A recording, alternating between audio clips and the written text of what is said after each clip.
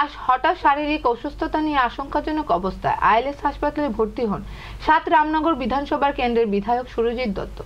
জানা গেছে উন্নত চিকিৎসার জন্য আগামীকাল উনাকে এয়ার অ্যাম্বুলেন্সে করে কলকাতায় নিয়ে যাওয়া হবে। দীর্ঘদিন ধরেই শারীরিক নানা সমস্যায় রয়েছেন ৭ রামনগর কেন্দ্রের বিধায়ক সুরজিৎ দত্ত। আজ হঠাৎ ওনার শরীর অবস্থার অবনতি হলে সঙ্গে সঙ্গে নিয়ে আইএলএস হাসপাতালে ভর্তি করানো হয়। জানা গেছে ওনার শারীরিক উন্নত চিকিৎসার জন্য আগামীকাল এয়ার অ্যাম্বুলেন্স করে কলকাতায় নিয়ে যাওয়া হবে। ওনার অসুস্থতার খবর শুনে আজ আইএলএস হাসপাতালে ছুটে যান রাজ্যের মুখ্যমন্ত্রী প্রফেসর ডক্টর মানিক সাহা।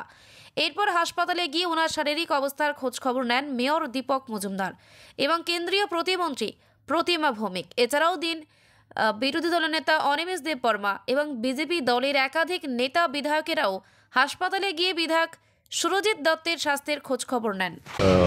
আমি যতটা ডাক্তারের কাছে জেনেছি উনি মোটামুটি ভালোই আছেন।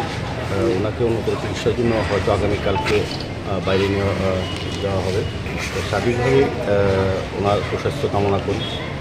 উনি দীর্ঘজীবী হন, কেননা উনি সারা জীবনে মানুষের জন্য কাজ করে গেছেন এবং এখনও করছেন। কাজে ওনার যে শারীরিক অবস্থা আজকে কিছুটা দুপুরের পর খারাপের দিকে গেছিলো বলতে দুর্বল হয়ে গেছিলো। উনি এখনও কথা বলার চেষ্টা করছেন, কথা বলেন।